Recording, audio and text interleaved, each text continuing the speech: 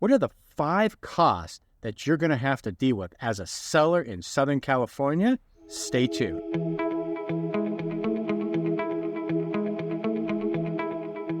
If you're thinking about selling a home in Southern California, there are 5 expenses that you really need to take into consideration when planning for the sale. So my name is Scott Himelstein with the Scott Himelstein Group, and today I'm going to talk to you about the 5 expenses to really make sure that you're aware of when selling a property here in Southern California. Number 1 is the prep cost. So you only get one chance, like they say, to make a first impression on a buyer. And we really want to make that first impression, make sure it's a lasting impression.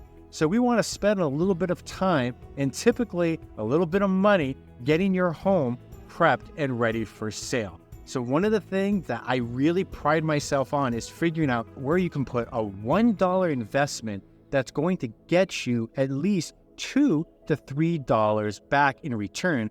Otherwise, it probably doesn't make sense to spend money on that thing. So we're really tuned in to what are the little tweaks that we can make on your home to show it in the best light possible. So that lasting impression, which ultimately is the first impression, is going to get you the highest offer possible. So working with myself, we're going to help you work with our team, our contractor, and we even have the resources and the program available with our Concierge Plus program for you to actually be able to do all the work to the house, and you don't have to put a single cent out of your pocket up front. It all gets paid through your net proceeds at the end of the closing of escrow. Number 2 on the list is repairs. So once you get under contract, you've now accepted an offer on your property, and you have to be prepared that a buyer is going to come back to you and they're either going to request that you complete some of the repairs on their list, or they might ask you for a credit. Now, typically, what we usually find is a lot of times buyers will ask anywhere from 0.5% all the way up to 2%, depending on what the issues are with the property. So you need to be prepared for that. And some of these things that they may be looking for are health and safety types of things.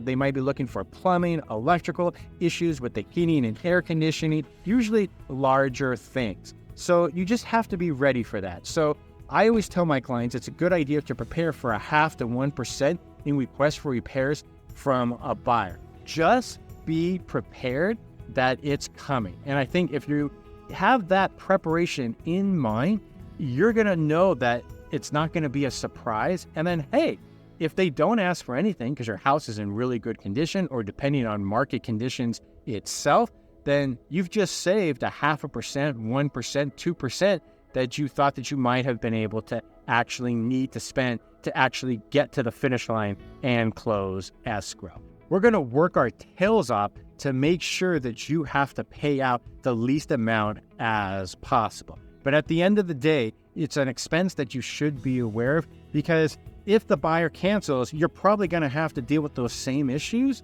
with the next buyer. So it's a really important conversation to have and something to be aware of. Number 3 on the list is moving. So anytime you're selling a home, you're typically going to be moving. And what I found is that there's usually 3 different moves that take place.